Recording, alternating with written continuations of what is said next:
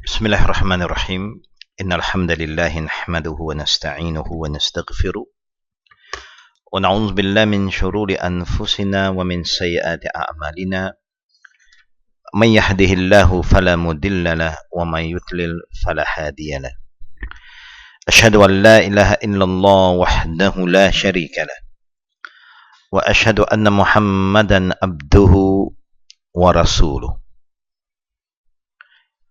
يا أيها الذين آمنوا اتقوا الله حق تقاته ولا تموتن إلا وأنتم مسلمون يا أيها الناس اتقوا ربكم الذي خلقكم من نفس واحدة وخلق منها زوجها وبث منهما رجالا كثيرا ونساء واتقوا الله الذي تساءلون به وأرحام إن الله كان عليكم رقيبا يا أيها الذين آمنوا اتقوا الله وقولوا قولا سديدا يصلح لكم أعمالكم ويغفر لكم ذنوبكم وما يطع الله ورسوله فقد فاز فوزا عظيما أما بعد فإن أصدق الحديث كتاب الله وخير الهدي هدي محمد صلى الله عليه وآله وصحبه وسلم وشر الأمور محدثاتها وكل محدثة بدعة وكل بدعة ضلالة وكل ضلالة في النار. Assalamualaikum warahmatullahi wabarakatuh. Segala puji dan puja adalah milik Allah Rabbul Alamin, Tuhan yang telah menjadikan semua makhluknya yang muslim, yang belum muslim, yang baik dan yang buruk, yang halal dan yang haram. Salawat dan salam atas Nabi kita Muhammad sallallahu alaihi wasallam yang diutuskan oleh Allah sebagai penutup kepada semua nabi dan anbiya dan juga para rasul. Khataman nabiyyin wala nabi ba'd, dan tidak ada seorang nabi atau rasul lagi selepas Nabi Muhammad sallallahu alaihi wasallam. Semoga Allah Subhanahu wa taala cucuri rahmat ke atas keluarga Nabi, sahabat-sahabat radhiyallahu anhum, tabi'in, tabi'in, dan para mereka yang masih berusaha untuk mengikut sunnah Nabi Muhammad sallallahu alaihi wasallam ketika sunnah Nabi mulai dilupai, ditinggalkan oleh umatnya sendiri. Jemaah muslimin muslimat yang kami muliakan, kita sedar bahawa kelas malam ini, kelas Ustaz Yunus, kebetulan dia tidak dapat hadir. Dan kebetulan saya pula ada, saya kata insya-Allah saya isikan ya. Sebagai pengisian saja. Kesemua kita sedar bahawa hidup kita di dunia ini hanya sementara waktu. Wa mal hayatud dunya illa mata'ul ghurur. Allah ingatkan kita, kehidupan dunia ini tidak lain hanya sebagai suatu senda gurau atau satu permainan. Artinya kehidupan dunia ini tak ada yang kekal. Nabi kita Muhammad sallallahu alaihi wasallam juga ingatkan kita dalam satu hadis daripada Bukhari, "Kun fid dunya ka'annaka gharibun aw abirus sabir." Yang bermaksud hendaklah kamu hidup di dunia macam seorang yang terasing dan macam musafir. Artinya tak ada yang kekal. Kesemua kita terima hakikatnya. Ayat yang dibaca oleh imam kita salat Isyak tadi ada beberapa kalimat yang menceritakan tentang nasib orang-orang yang tidak beriman kepada akhirat. Bagi orang yang tidak beriman kepada akhirat, memang tidak ada nasib bagi mereka. Kerana dia sudah tak percaya. Kalau kita tak percaya wujudnya akhirat, memang akhirat tidak ada ya, nasib bagi kita. Bagi kita, insya-Allah, kita ada nasib. Imma baik atau buruknya. Kerana kita masih percaya wujudnya akhirat. Adanya hisab. Adanya titi sirat. Ada mizan. Dan macam-macam lagi. Walaupun kita tidak melihatnya, tapi itulah kekuatan orang yang beriman percaya kepada yang gaib. Jemaah muslimin dan muslimat, kita adalah umat yang sangat memerlukan pertolongan Allah. Di akhir zaman kerana penuh dengan ujian dan fitnah yang bertubi-tubi terus bertambah, bukan berkurangan dari masa ke semasa. Walaupun kita berusaha sedaya upaya kita untuk menjauhkan diri daripada segala gangguan dan fitnah, namun fitnah terus memburu kita. Kadang-kadang fitnah ini datang daripada jauh, kadang-kadang datang daripada dekat. Ini merupai ujian.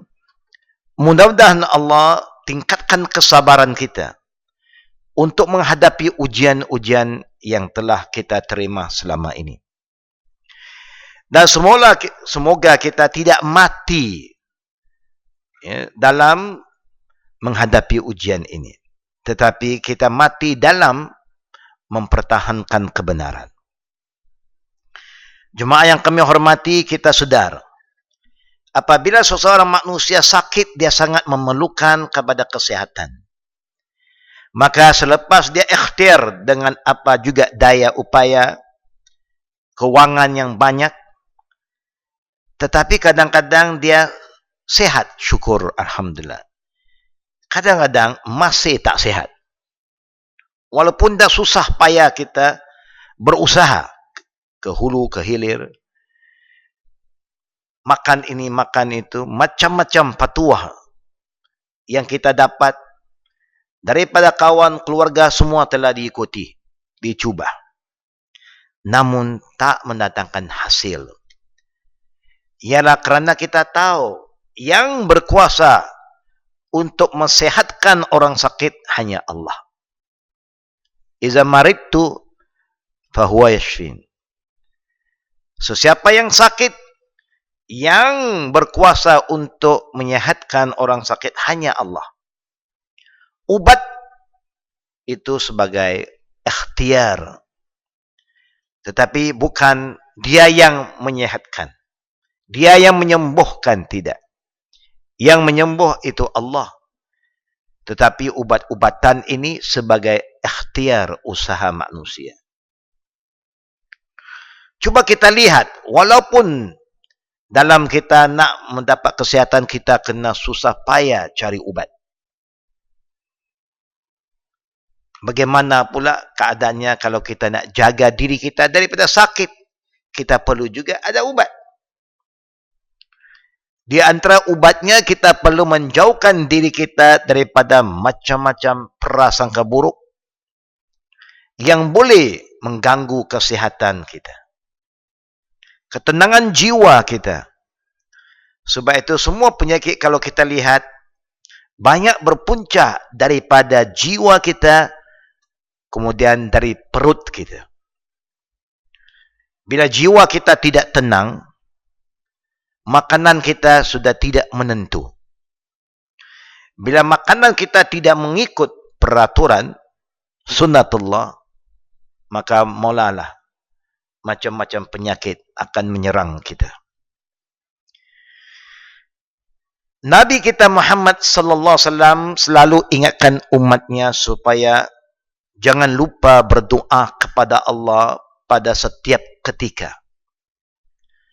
Apa juga keadaan kamu menghadapi ujian Allah, jangan lupa bahawa Allah lah Maha Pelindung, Maha mengetahui, Maha berkuasa untuk membantu kamu. Sebab itu kita selalu diajar berdoa. Sehingga Allah beritahu pada nabinya, wa idza sa'alaka ibadi anni fa inni qarib ujibu da'watad da'i idza da'an. Apabila hamba-hamba aku ya Muhammad tanya kepada engkau tentang aku Allah, kabarkanlah kepada mereka Allah, aku ini dekat, hampir sangat dengan semua hambanya. Kemudian Allah sendiri perintah melalui nabinya kepada nabinya dan nabi pada umat supaya kita berdoa, kerana Allah paling dekat kepada kita. Sebagaimana ibu bapa kita yang dekat dengan kita, kalau kita ada problem, jumpalah mereka. Mintalah nasihat mereka. Niscaya mereka akan membantu kita. Allah lebih daripada itu. Tetapi Allah ingatkan kita, ud'uni astajibu lakum, memohonlah kepadaku supaya saya perkenankan doa kamu. Kemudian Allah ingatkan kita lagi, falyastajibu li. Ada dua perkara yang sampai hari ini umat Islam belum lagi sampai ke matlamatnya.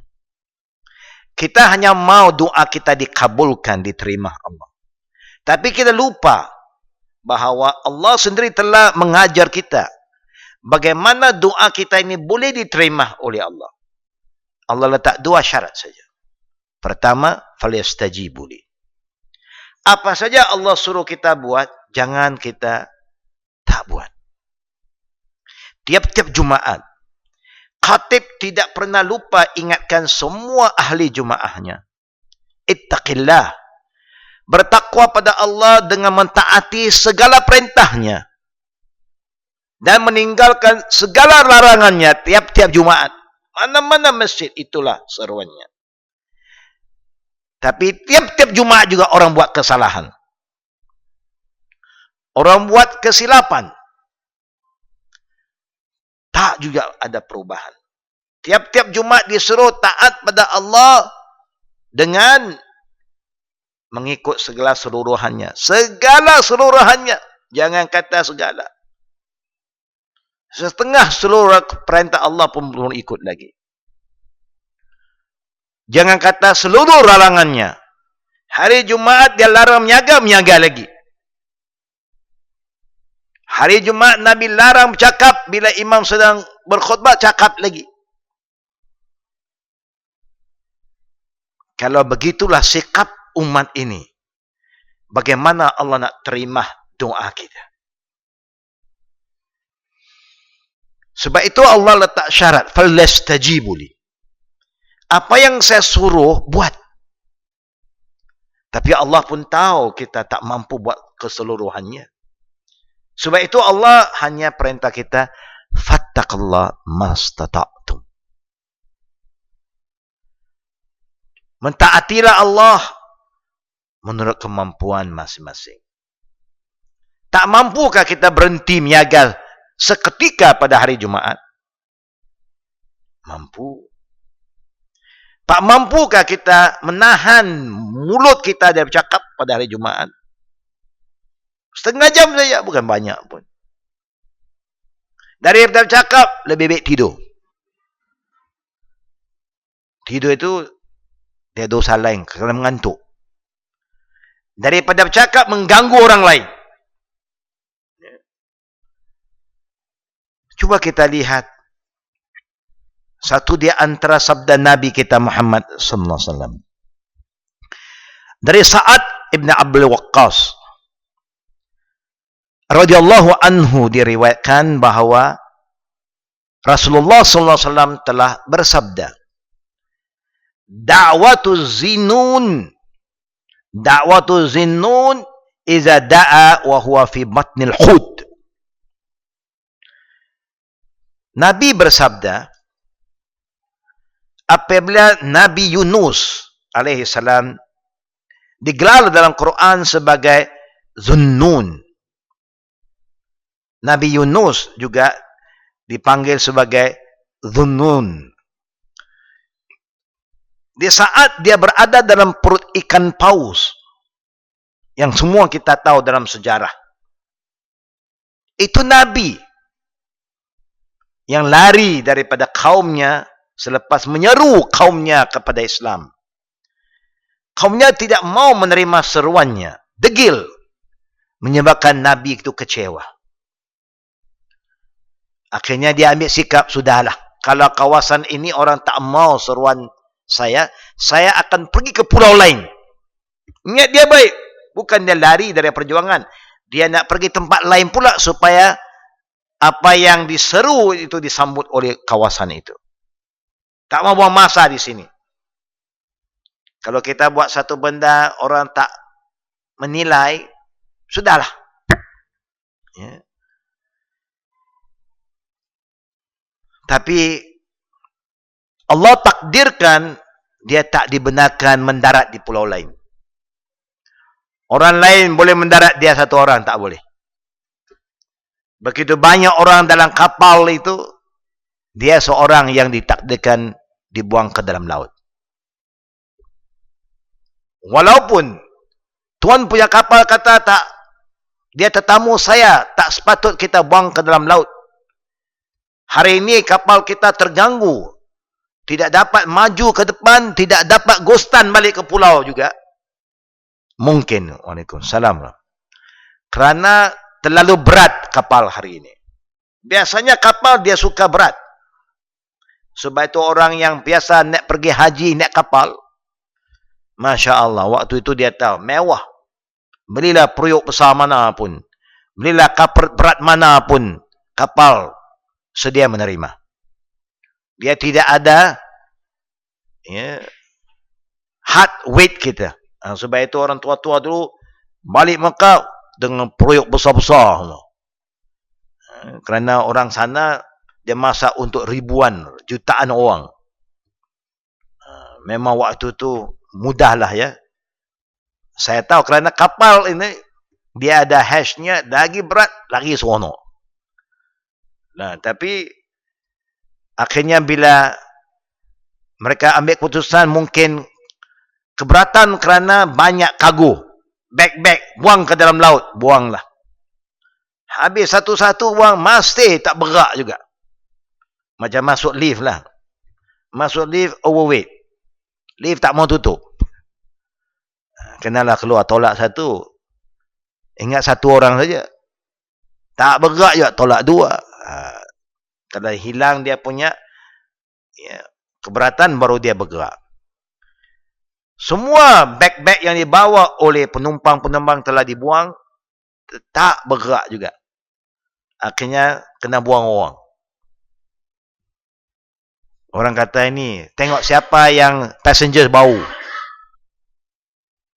Passenger yang biasa ada normal lah, dia ada season lah. Turun naik. Ini yang baru punya siapa? Tengok dia, Yunus. Nabi Allah Yunus. Apa dia nak buat? Dia pun tak berani. Dia pun tahu dia passenger bau.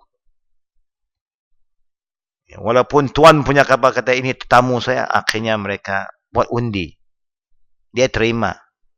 Takdirnya dia juga ditentukan bahawa diundi untuk turun.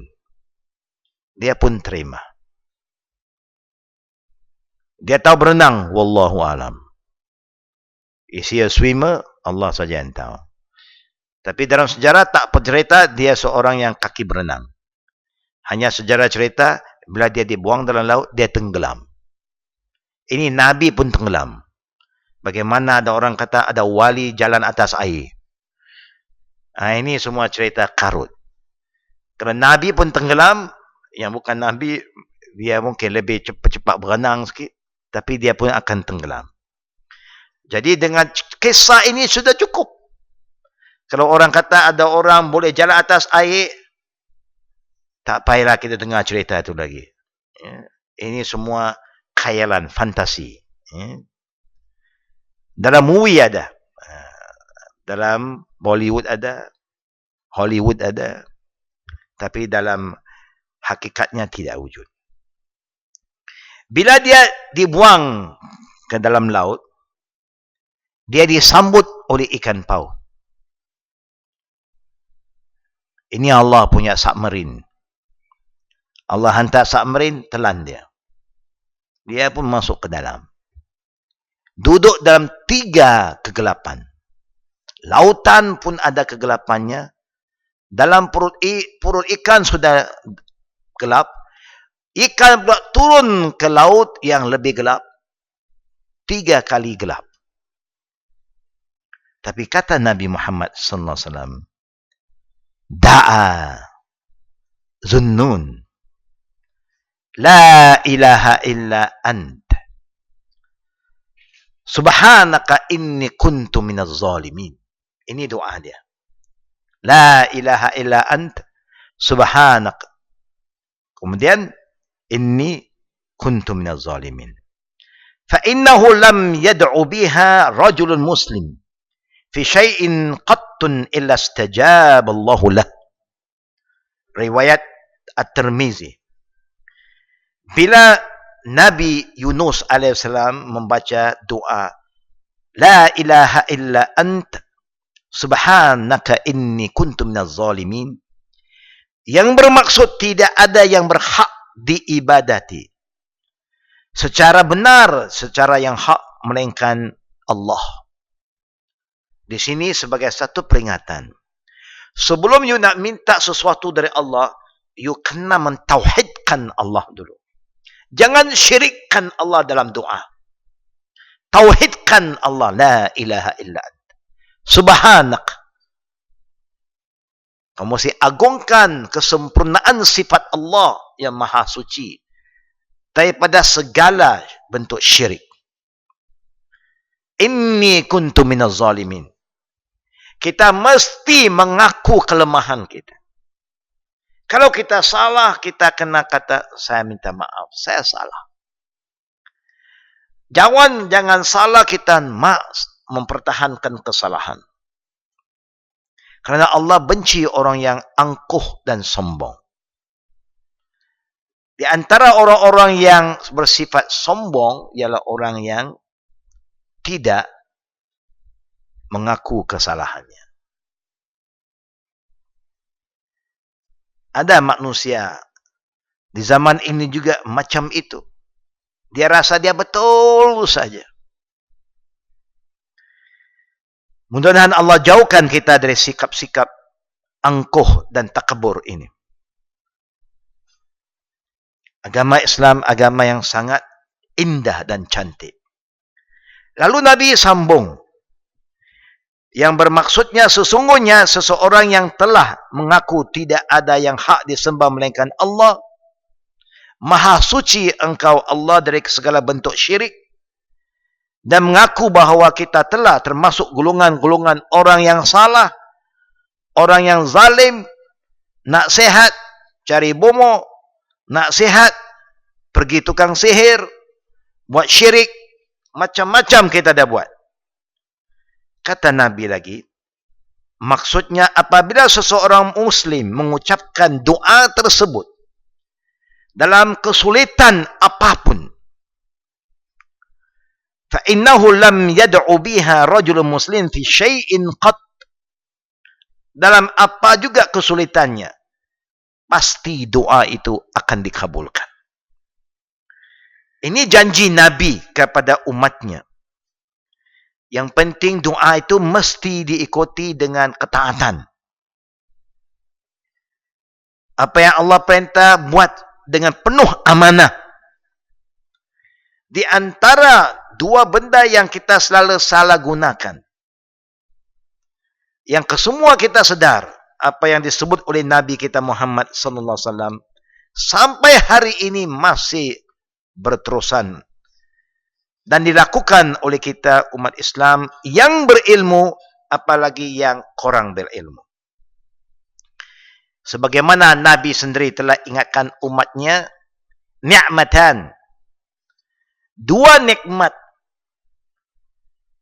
Makhbun fihima. Dua nikmat yang selalu dilupakan. Disalahgunakan. Dilalaikan oleh kebanyakan manusia. Ni'matani makhbunun fihima kathirun minan nas.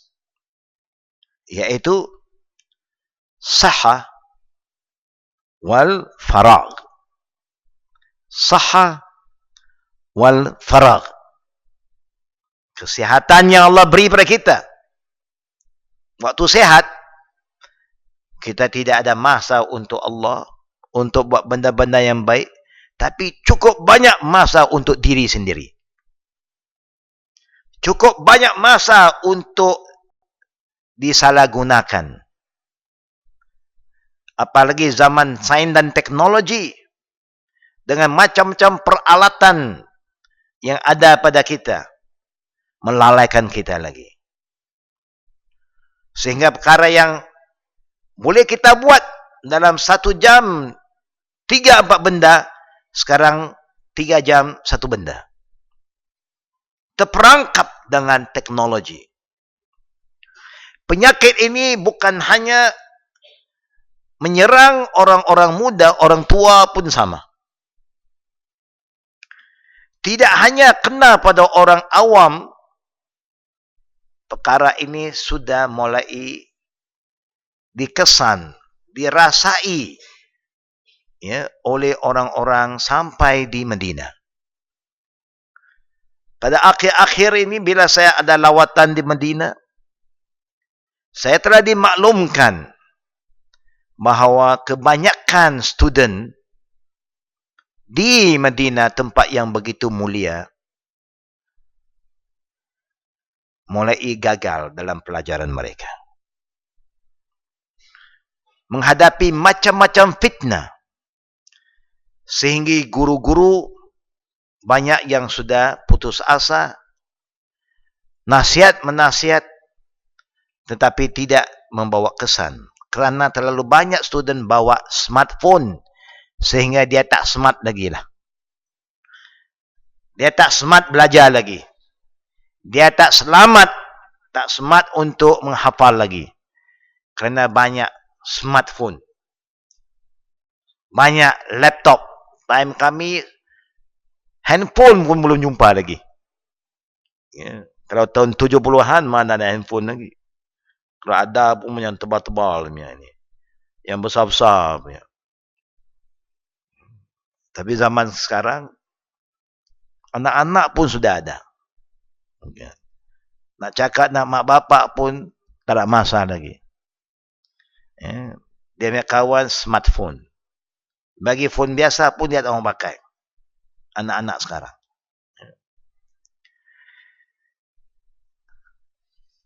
Yang kedua ialah waktu yang Allah bagi kita. Kita ada waktu lapang, tapi kita tak ada masa untuk buat yang baik. Waktu lapang kesemua diguna untuk benda-benda yang tidak menguntungkan kita. Jemaah yang kami hormati, kalau ikut buku merujukan yang saya pakai pada hari Isnin kelas saya, hikmah di balik musibah dan ruqyah syar'iyah. Kalau ikut catatan saya lupa nak tanya catatan bagi jemaah ya. Agak-agak muka surat yang keberapa ya? Agak-agak muka surat yang keberapa? Ya? Alhamdulillah. Barakallahu fiqh. Kita habis 42. Syukur. Ya?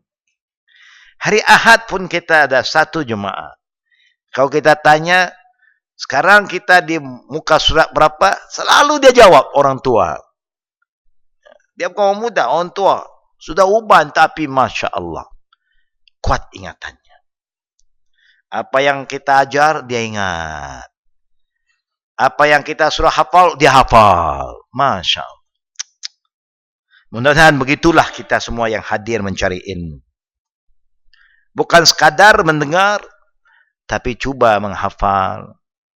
Ingat sekorang-korang hafal muka surat lah. Kalau hafal doa pun muka surat kita hafal. Tapi kadang-kadang too busy ya. Too busy. Sebagaimana yang saya sebut, bahawa Allah sendiri telah mengingatkan kita, muka surat 42 ayat yang terakhir, wa iza maridtu fahuwa yashfin. Allah berfirman kisah ini kepada Nabi Ibrahim alaihissalam. Dan apabila aku sakit, kata Nabi Ibrahim alaihissalam, dialah Allah lah yang menyembuhkan aku, bukan orang lain. Sakit Nabi Ibrahim kita tahu ada macam-macam. Di antaranya, bila orang-orang musyrikin nak buat sesuatu perhimpunan, dan ajak dia bersama, termasuk ayah dia pun macam tekong jugalah. Dia pun bos jugalah. Dia nak buat konsert besar-besaran, festival yang penuh dengan maksiat dan dosa. Mengajak dia pergi, dia kata aku sakit.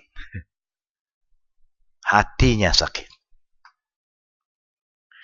Kita zaman sekarang kalau orang ajak kita pergi tempat-tempat hiburan, jarang kita kata sakit. Sakit pun sehat balik. InsyaAllah boleh. Untuk seronok boleh. Ini antara benda yang kita boleh lakukan.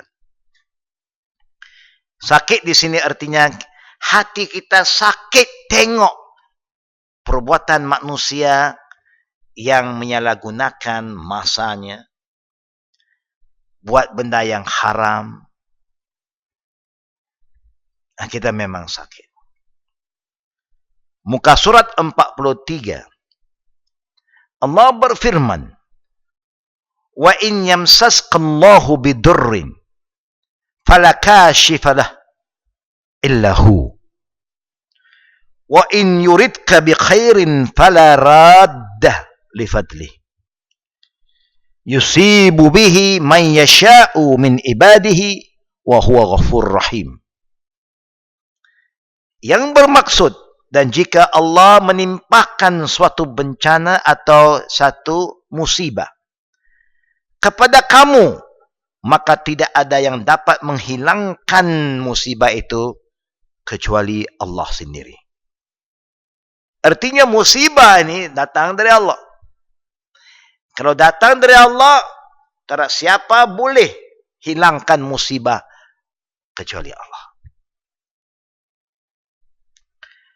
Dan jika Allah mengkehendak kebaikan bagi kita, maka tidak ada siapa pun dapat menolak kurnia Allah. Kalau Allah nak bagi kita rezeki, ada orang cemburu, hasad, dengki, sabotaj, siapa pun tak boleh halang. Kerana itu Allah punya rezeki. Yarzuqu man yasha. Dia beri kepada siapa yang dia kehendaki. Tapi kalau macam nak dapat, tiba tak dapat, ikut naluri manusia ini sebab orang ini, ikut kebiasaan. Tapi bagi Allah, kita tetap dapat. Ya. Kerana rezeki Allah bukan hanya dalam bentuk wang ringgit. Kesihatan, ilmu, kesedaran, kesemua itu adalah rezeki. Ya. Baru kita tahu mana kawan, mana lawan. Semua itu rezeki juga. Ya. Kalau kawannya ikhlas, insya-Allah dia tidak akan mendatangkan mudarat kepada sesiapa. Tapi kawan itu kalau tidak ikhlas, memang tunggu masa saja. Ya. Kita senang, dia tak senang. Kenapa dia tak senang? Pasal dia tak ikhlas. Kalau dia ikhlas, oh senang. Saya tengok saudara saya senang, saya pun lagi senang. Saya tengok dia berjaya, senang hati saya. Sepatutnya begitu. Tapi kalau saya tengok dia senang, saya tak senang. Ini ada penyakit.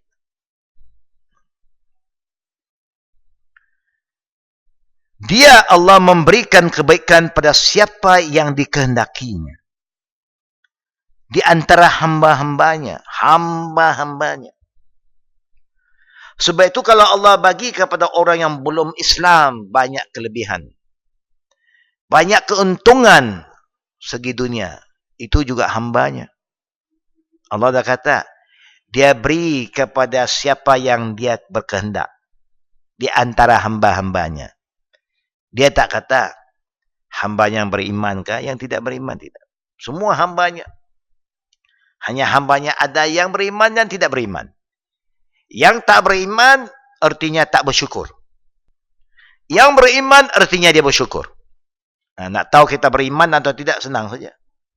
Kalau kita beriman, bersyukur dengan apa yang Allah telah anugerahkan kepada kita dan jaga segala nikmat Allah.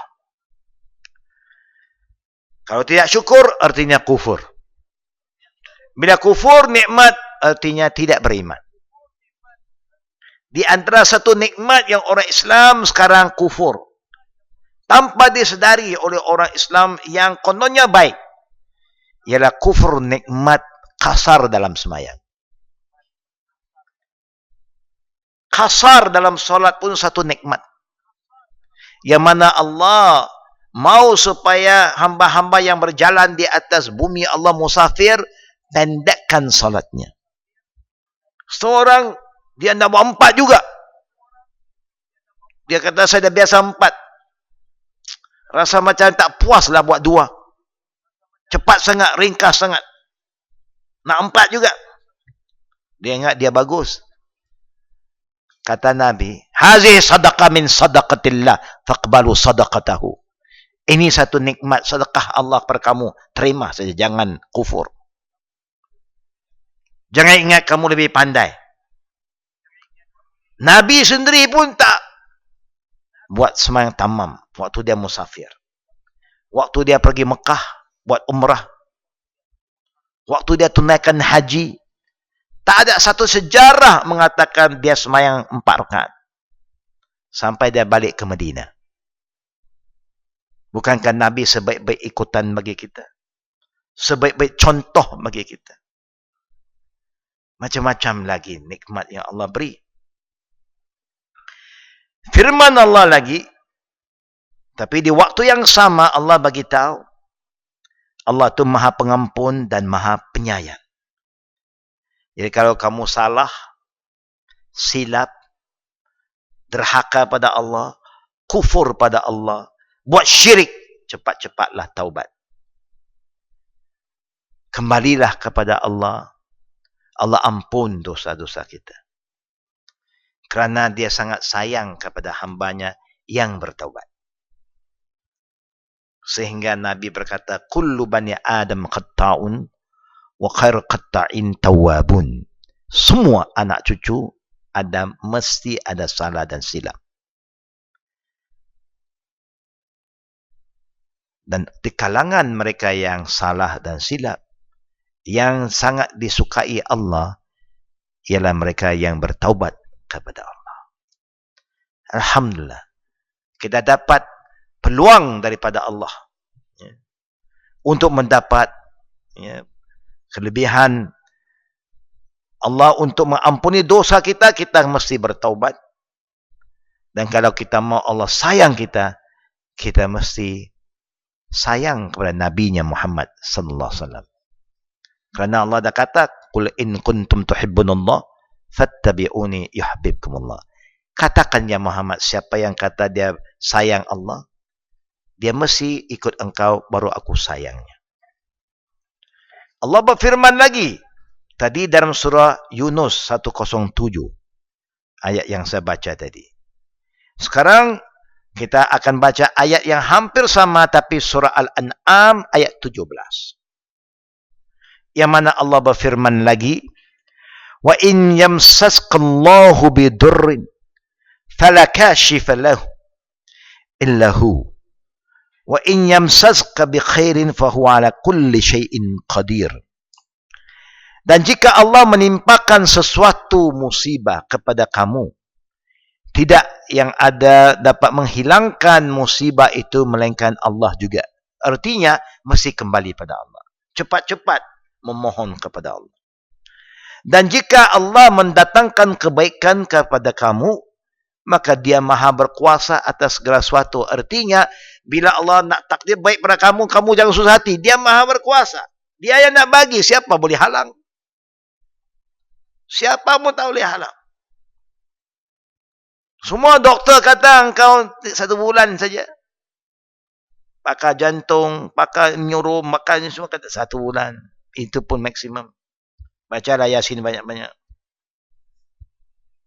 Bagi orang budaya kita, kalau baca Yasin kira musibah lah. Ya. Tetapi 10 tahun hidup lagi. Doktor boleh cakap. Itu menurut ilmu dia. Dan ilmu doktor bukan ilmu yang kamil, yang mutlak. Sedikit saja ilmu yang Allah beri pada kita. Bagaimana pakar dia, ilmu dia sedikit saja dibanding dengan ilmu Allah. Sebagai manusia tidak boleh kata memang dia akan hidup tak lama lagi dah, sebulan ke maksimum 3 bulan. Siapa yang menentukan hidup mati orang? Hanya doktor kata kami sudah usaha semampu kami. Nampaknya ikhtiar kami dekat ini sajalah. Ini doktor yang beriman dia nak cakap lain sikit. Dia kata ikhtiar kami sampai ini saja. Mudah-mudahan you boleh usaha lagi cara lain. Silakan. Tapi ilmu kami sampai ini. Menurut usaha kami, ini saja kami mampu buat. Ini cara doktor yang beriman bercakap. Berarti masih ada ruangan lagi. Memang ada ruangan. Selagi belum sampai ajal, masih boleh usaha. Kenapa kita berkata begitu? Kita lihat. Kedua, ikhtiar usaha dalam mencari ubat terhadap sesuatu penyakit itu boleh dilakukan dengan cara yang tidak haram dan syirik. Kalau dengan cara yang haram, walaupun dia kata boleh mendatangkan kesihatan, saya boleh jamin, saya boleh garanti engkau, kita tak dibenarkan. Yang haram seperti berubat dengan menggunakan ubat yang terlarang yang haram. Arak contohnya. Babi contohnya. Apa lagi? Mungkin jampi-jampi, tangkai-tangkai, mangkai semua cari jin. Sebab itu banyak orang kawan jin, dia nak mati lagi susah. Orang yang kawan dengan jin susah nak mati. Kerana jin tak mau keluar. Jin nak cari dia punya waris. Siapa nak mewarisi jin? Macam siapa nak mewarisi harta lah kan. Dia nak supaya waris itu sambung. Kadang-kadang satu masalah juga. Orang tua sakit pasal dia punya karin tak mau keluar. Kerana dia suka layan karinnya. Ikhtiar dibenarkan. Tapi Nabi Muhammad sallallahu alaihi wasallam mengingat umatnya, Allahu Akbar, indahnya Islam. Setiap soalan ada jawapannya. Setiap penyakit ada ubatnya. Nabi bukan doktor. Tapi dia utusan Allah. Dia bersabda, Inna Allah khalaqad da'a wad dawa. Nabi bersabda, Inna Allah khalaqad da'a wad dawa. Fatadawaw. Wala tadaw biharam. Sesungguhnya Allah menciptakan penyakit. Dan dia juga sediakan ubatnya. Maka berubatlah. Jangan berubat dengan yang haram. Itu saja. Perempuan baru bersalin. Dapatlah doktor-doktor yang bagus. Dia kata, ini you kena brandy. Take some brandy. Small cup saja. Macam kita minum. Ya, orang kata apa tu, suplemen yang mahal-mahal kan. Dia tak boleh satu cup begitu. 4 hari habis ada botol. Ya, 1 botol pula RM100. Ambil sikit. Dia kata, to warm up your body, rahim you, dia kata. Ya. Tak boleh. Dulu ramai orang Islam yang terlibat. Kita orang speaking. Orang dulu banyak speaking. Orang tua-tua kita dulu, dia di bawah jajahan British dulu kan. Jadi dia banyak speaking. Sebab itu kita punya askar-askar dulu kalau minum memang ahli. Banyak ya pegawai tinggi dalam pertahanan ini. Dia mesti belajar minum dan menari. Kalau tak ada, berarti dia tak up to date lah. Tak boleh naik pangkat. Nak naik pangkat, you kena pandai minum, pandai menari. Kira dia boleh upgrade lah. Daripada surgeon kepada lebih tinggi, ke lieutenant. Semua. Tapi kalau tak boleh, sudah dia kata. Ini orang kolot, orang kampung ni. Sampai hari ini. Kadang-kadang kita ternampak ya, memang dia ada kursus. Untuk pegawai-pegawai, dia kena belajar menari. Tapi bagus juga menari, bukan tak boleh. Sendiri-sendiri lah. Exercise, kan. Menari dengan isteri, cantik. Alhamdulillah. Dalam rumah kita menari, suami isteri. Oh, memang. Itu satu ibadat itu. Berarti kita bermesra dengan suami isteri, kan. Tapi dengan isteri kita tak hati menari. Kita hanya tahu menari dengan bukan isteri saja. Isteri malu. Nabi bersabda lagi. Masya Allah. Inna Allah lam yaj'al shifa'akum fi haram. Rasulullah bersabda, Inna Allah lam yaj'al shifa'akum fi haram.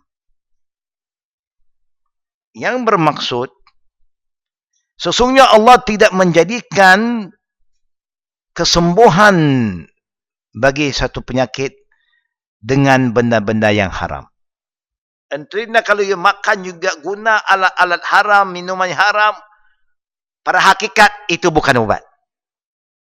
Pada ketika itu you rasa, wah, macam ada lah.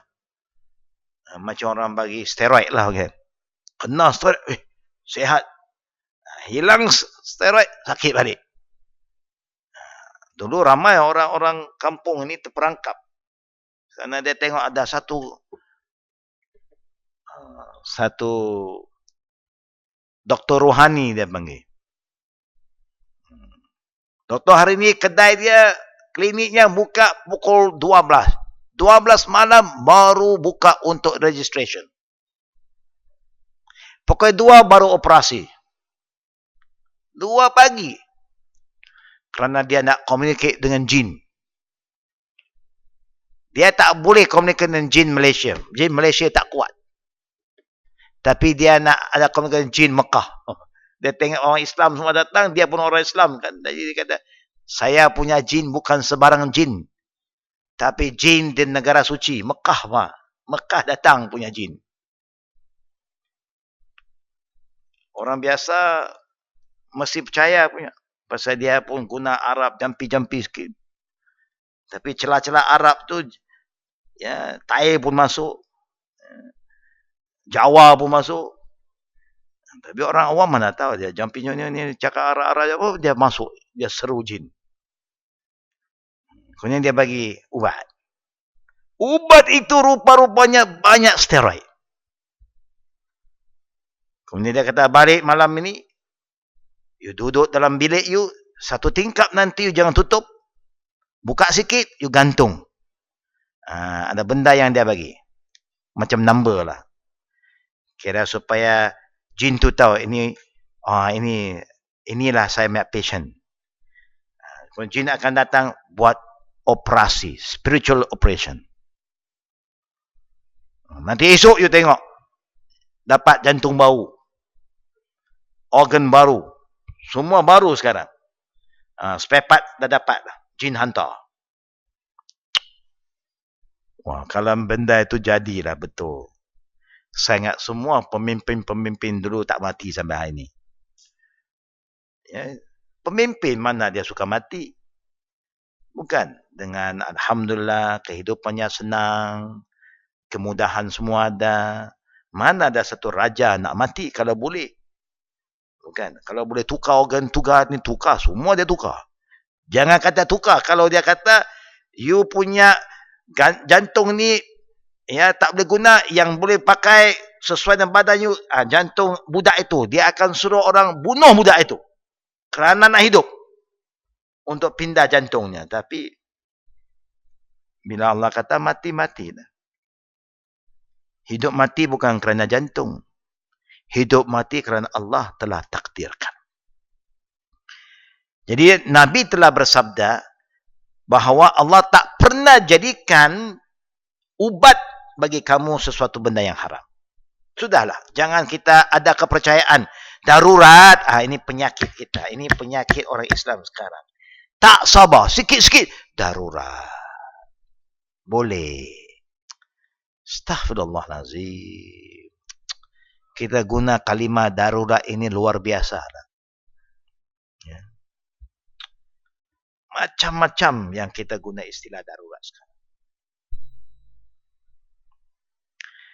Rasulullah bersabda lagi, "Innallaha lam yaj'al shifa'akum fima harrama 'alaikum."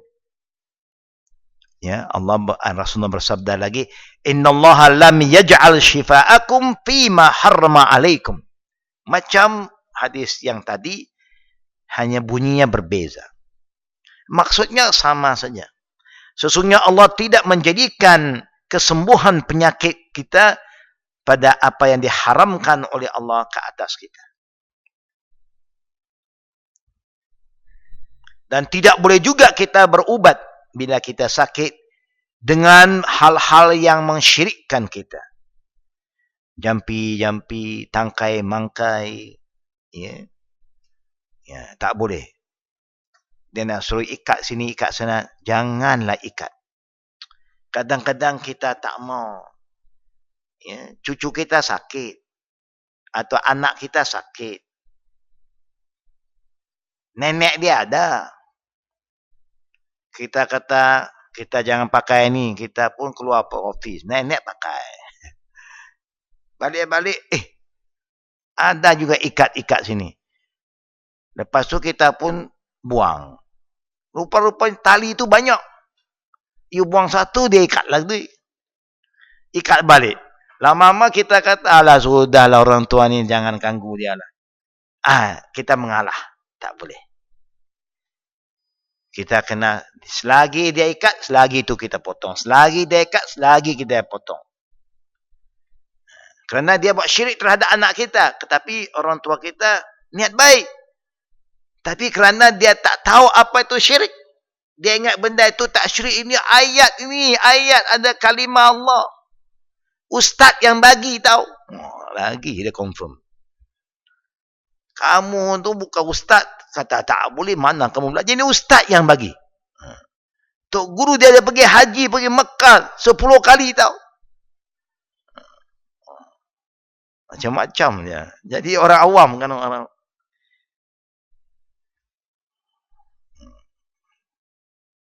Tapi dia tetap salah. Ya. Kerana Nabi kata, man allaqa tamimatan faqad asyrak. Siapa yang buat ikat-ikatan, tangkai-mangkai, dia telah syirikkan Allah. Kalau benda itu ada, Nabi pun nak ikat juga. Sahabat semua pun ikat. Ya, kalau memang ada, saya ingat sahabat dah buat dululah. Okay. Benda yang baik, Nabi tak akan tinggalkan. Dia suka ajar umatnya benda yang baik. Jadi ubat-ubatan yang alternatif, kita perlu hati-hati. Perubatan alternatif dengan cara mendatangi dukun, tok bomo, tukang sihir,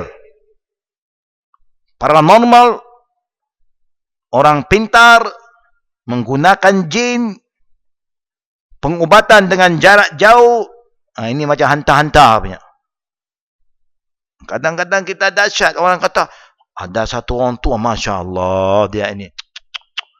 Banyak orang dah pergi dah. Mana itu? Dia tu ada di Johor tu, dekat pulau-pulau, orang panggil pengarang itu.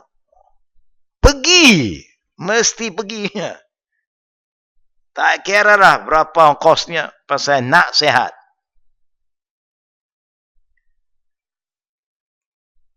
Kita tak boleh ikut. Ya. Kerana perbuatan itu bertentangan dengan syariat Islam. Sehingga dapat mengakibat perbuatan kita termasuk syirik dan dosa besar. Dan kalau kita mati dalam keyakinan terhadap syirik, memang Allah tak maafkan kita. Tapi kalau anak kita yang tak tahu, budak-budak, tapi orang tua yang buat ke atas dirinya, dia selamat. Dia selamat, dia tidak terlibat. Tapi kita yang dah tua, kalau izinkan benda yang berlaku, kita boleh mati dalam mensyirikkan Allah subhanahu wa ta'ala. Na'udzubillah minaz zalik. Nabi kita Muhammad sallallahu alaihi wasallam telah ingatkan umatnya bagaimana dosa besarnya kita mendatangkan atau mendatangi dukun-dukun ataupun tok bomo. Sehingga Nabi bersabda dalam hadis yang akhir yang saya nak baca malam ini. Man ata arrafa fasa'alahu an syai' lam tuqbal lahu salatun arba'ina laylatan. Ini dalam Sahih Muslim. Rawahu Muslim. Rasulullah bersabda, saya ulang sekali lagi bunyinya. Man ata arrafan fasa'alahu an syai'in lam tuqbal lahu salatun arba'ina laylah.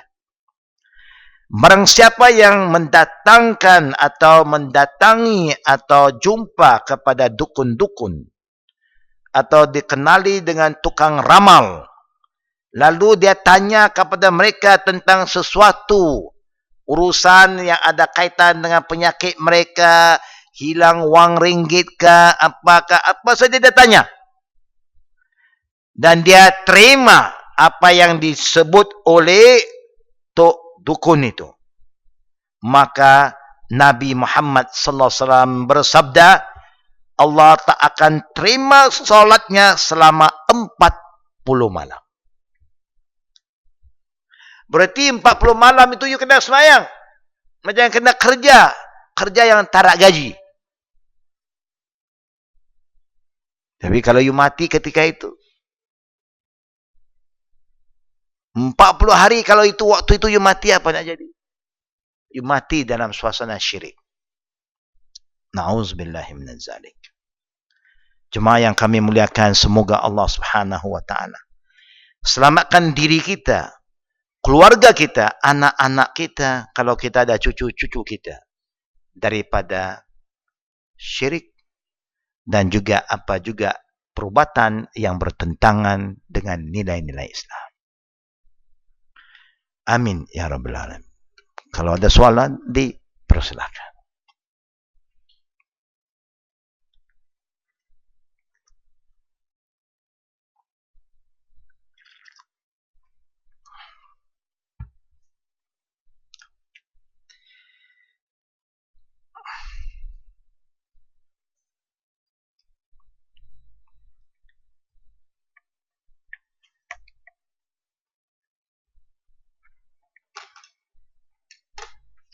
Silakan.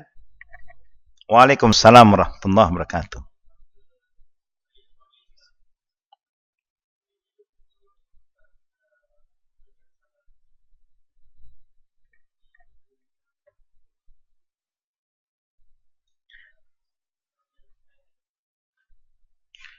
Maksudnya sesiapa juga. Ini orang Islam, tapi dia tidak. Artinya semayang tidak. Dia taklah mensyirikkan Allah. Ya. Dia syirikkan Allah tidak. Hanya wallahu a'lam. Artinya yang kita nampak dia Muslim, nampak orangnya baik. Ya. Dalam kerja, dalam apa nampak baik, tapi tak mau semayang. Kalau dia tak semayang kerana dia menolak kewajipan semayang, kufurlah dia. Tapi kalau dia tak semayang kerana dia tak pandai semayang, dia malu. Dia tahu semayang itu wajib, tapi dia tak belajar. Kemudian nak tanya pun dia malu. Tak ada orang pula bagi semangat pada dia. Tak ada orang mendekati dia kata, jangan susah hati, saya bantu engkau. Dia melarikan diri dah selalu. Mudah-mudahan Allah ampun dosanya. Allah dah bagi tahu kepada Nabi kita Muhammad sallallahu alaihi wasallam, Qul ya ibadillazina asrafu ala anfusihim la taqnatu min rahmatillah. Innallaha yaghfiru dzunuba jami'a. Ya Muhammad, katakan pada hambaku yang telah buat macam-macam kezaliman, kesalahan, kelampauan, melampaulah. Jangan putus harapan dengan Allah. Allah sedia mengampuni semua dosa kamu dengan syarat taubat dan jangan melakukan syirik. Memang kita tahu banyak orang-orang Islam lemah. Sebagaimana yang saya sebut kelas saya hari Ahad kemarin, saya sendiri dapat berita daripada menantu saya daripada Macedonia. Dia kata terdapat banyak juga orang Islam di Bosnia, Macedonia yang tak sembahyang. Tapi puasa okey. Saya kata macam kita di sini jugalah. Bukan Macedonia saja ada. Ya, penyakit itu merata. Kita di sini pun tak kurang juga orang Islam kalau sembahyang nanti dulu. Kalau puasa okey. Ya. Macam puasa ada kelebihan. Patut puasa ni sepanjang tahun lah. Ya. Baru semua orang jadi elok. Ya. Nampak puasa itu orang boleh disiplin sikit. Ya. Jadi kalau orang itu tinggalkan oleh kerana kelalaiannya, mudah-mudahan Allah ampun dan dosanya. Tapi dia mau nolak kewajipan. Ini tak penting ni siapa? Semua bodoh yang kerja dia kata. Ada setengah orang pernah cakap dengan saya begitu. Ini orang tungguing terbalik, ni orang bodoh. Orang tak kenal Tuhan, dia sembah bayang, sembah hantu. Kami dah kenal Allah, sebab tu tak payah nak tuntut-tuntut ni semua. Ingat ya, alhamdulillah, selesai. Nak kata dia bodoh, tak bodoh je. Dia baca je ayat Allah. Kadang-kadang orang bijak ni, orang pintar ni, dia guna ayat. Tapi ayat yang untuk kegunaan dia. Bukan ayat yang sempurna. Sikit-sikit kalimat tu dia guna. Dia kata, bukankah Allah kata dalam surah Taha, aqimus shalah li zikri. Allah kata, salatlah untuk ingat kepada aku. Aku dah ingat pada Allah. Tujuan salat ingat. Saya dah ingat. Salat sudah. Kamu ni orang bodoh. Tak erti apa pun. Ini orang kulit-kulit begitulah. Tak belajar. Orang dah masuk ke dalam. Dah sampai isi dia. Kamu duk kulit-kulit tak habis lagi. Jadi kadang-kadang kita yang jahil pun. Dahsyat ilmu dia. Kita pula kata dahsyat ilmu dia. Apa ilmu ada? Ini bukan ilmu. Ini semua tipu muslihat syaitan. Mudah-mudahan ya, dia tinggalkan kerana kelupaannya, kelemahannya, atau kerana kebodohannya. Ya, kita kena ajar dia. Ada soalan lain? Nah, masalah pantang. Patah tulang. Nah.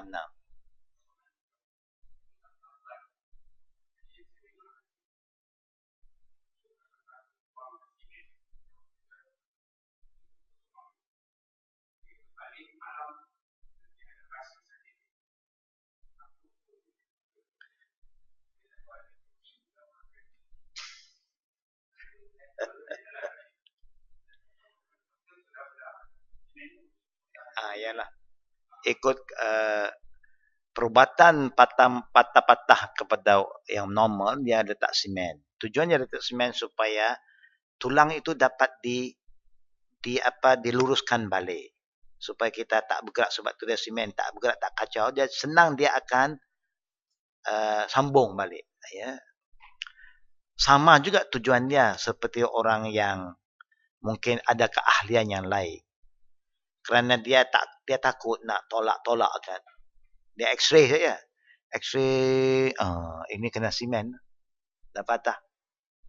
Tapi kalau orang yang kebetulan dia memang keahlian, dia tengok saja, dia tahu, dia tengok gambar dulu. Oh, nanti ya, dia bagi ubat sikit. Gua makan sikit, sakit sikit ada kata. Dia tolak lah. Kebetulan dia tolak menjadi. Ini yang kata alternatif yang boleh. Kerana dia berani ke arah itu. Doktor tak berani. Perasaan doktor dia ajar tengok x-ray. Ada patah, simen. Itu saja. Jadi, you tak suruh dia tolak, dia takut tolak lagi patah. Tapi kawan ni memang kerjanya dah biasa patah. Dia patah lagi, kemudian dia sombong balik. Tapi kadang menjadi. Tak apa kalau benda itu kerana dia ini satu kepakaran. Itu is okay kalau kita yakin. Ya. Dia kalau dia bandage apa? Kalau sincere, dia akan guna arak. Ya. Agak-agak boleh tak?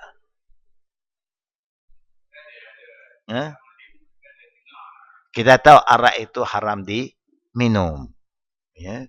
Kalau ada arak dalam minyak wangi, boleh pakai, tak masalah. Dia bukan untuk minum. Boleh. Ya. Naam. Saya jumpa satu doktor. Waktu saya di India. Di Mumbai. Waktu Peace Conference. Dia ni ada pakar tulang dan dia memang ada klinik tentang tulang. Klinik tak besar sangat. Tapi memang. Kebetulan saya waktu pergi ziarah dia. Dia suruh saya pergi jumpa dia. Dia bagilah ubat sikit kat saya. Saya kata kadang saya minyak lutut pun sakit. Dia kata bolehlah makan glucosamine. Dia bagi mak dia amal sudah berpuluh tahun. Nampak Alhamdulillah. Nampak dia ada kesan. Tiba-tiba satu patient baru masuk. Dan orang panggil dia tengok. Baru dia jatuh dalam satu bangunan. 7 tulang dia patah. Sini patah. Dia minyak sakit Allah sayang tahu. Yalah. Orang yang dah kena kan. Doktor dia tunjuk. Dia buat x-ray dia. You see. 7 part broken. But after 20 minutes, I will do it. It's okay. Dia after 20 minutes, I'll crack it. Dia akan betulkan tulang-tulang. Dia memang pakar. Dia punya kerja itu dah patah. You dah patah, datang dia patah balik. Dia patah lawan patah. Kemudian dia tahu tu dia akan join balik. Kemudian dia x-ray balik. Kerana dia memang hospital tulang. Dia x-ray. See everything is been put together already. Lepas tu dia akan bagi ubat. Kemudian dia akan bandage lah sikit supaya dia jangan terlalu bergerak sangat. Tapi now the tulang semua dah in order. Alhamdulillah lah. Setengah orang memang ada keahlian dia itu. So no problem. Kalau memang dia ada. Ada soalan muslimat? Tidak ada. Alhamdulillah. Naam.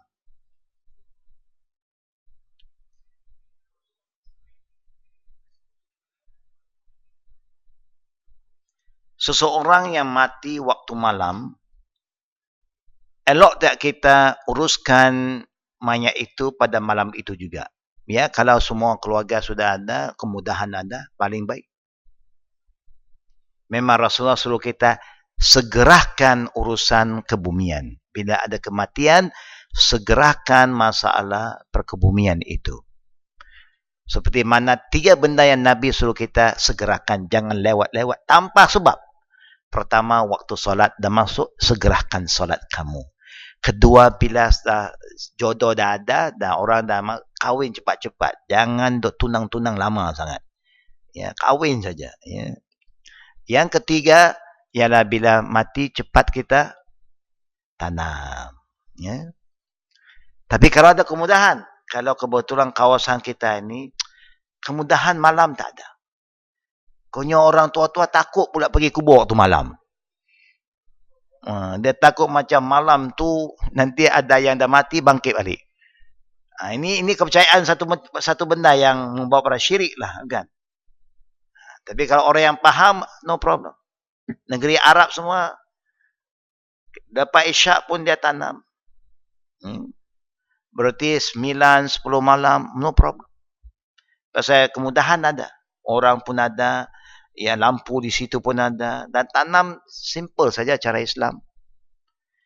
Yang susah itu pasal kita yang lepas tanam nak duduk, nak wirid-wirid, nak letak pula, ya orang kata apa, tika-tika lagi.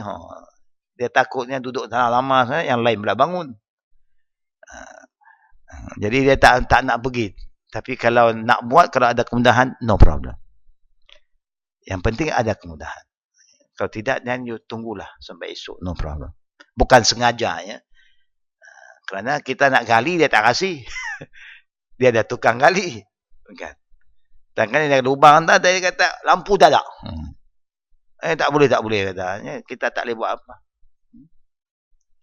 Jadi mudah-mudahan Allah mudahkan segala urusan kita. Dan semoga Allah terima amalan kita. Memberi kita kekuatan untuk mengingat akan ilmu-ilmu yang kita pelajari. Tak hafal hadis-hadis dan Quran pun sekurang ingat maksudnya, faham ilmu yang kita pelajari, insyaAllah. Ada soalan terakhir muslimat, silakan.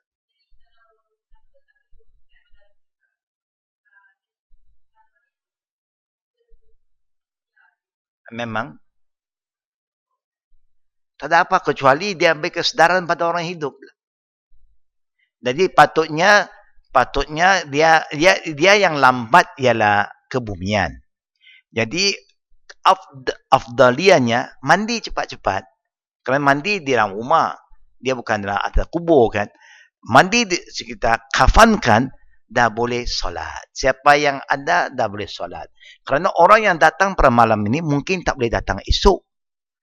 Kerana masing-masing orang ada kerja masing-masing, sudah ada janji masing-masing. Jadi malam dia lapang, dia boleh datang. Sekarang dia datang, dia tak boleh sembahyang kerana belum mandi. Itu cara kita lah. Kita boleh kata kita diamanatkan oleh arwah bahawa dia tak mau benda ini berlaku lah. Kita boleh. Banyak orang dah buat sekarang. Itu adat saja. Tapi kalau adat itu bercanggah dengan sunnah Nabi. Kerana orang anggap itu sebagai ibadat. Tapi yang baik itu, siapa yang boleh solat. Kemudian, kalau family ada di situ, patutnya ya kita kena makan juga. Jadi jiranlah akan siapkan makanan. Jangan menyulitkan orang yang ditimpa musibah. Jadi kalau keluarga ketika itu ingat. Ada sesiapa family dah kumpul, ada you teringat dah, ada dia pesan apa-apa, dia amanatkan apa-apa, dia pernah wasiat apa-apa. Kita kan tak ingatkan sewaktu hidup. Ketika itu kita kena ingat balik pada keluarga. Adakah dia hutang kat siapa-siapa? Oh, this is important. Sebelum orang nak semayang, kita kena bagi tahu kalau ada hutang, uruslah dengan pihak waris. All this is good to know. Kerana mayat masih ada, jadi suasana dia lain sikit. Jadi orang kesian kat mayat itu. Jadi waktu itu kita ingat kembali tanya. Adakah kamu ingat amanatnya, nazarnya, wasiatnya? Tanya. Tapi kita dah sibuk cara lain. Jadi orang dah boleh semayang. Pasal dia ada kafan, dia ada mandi kan. Dah orang boleh semayang. Dia boleh balik. Hanya orang Islam, satu orang Islam semayang mayat yang satu itu sekali saja. Siapa yang dah semayang malam itu, esok dah tak boleh semayang. Itu saja. Dia tak boleh semayang 2 kali. You can do that. Seorang-korang lah kalau dapat kita uruskan. Itu pun ada orang nak mandi. Kebetulan orang pun takut mandi malam-malam pula dia kata. Setengah orang takut kepada mayat waktu malam. Kan?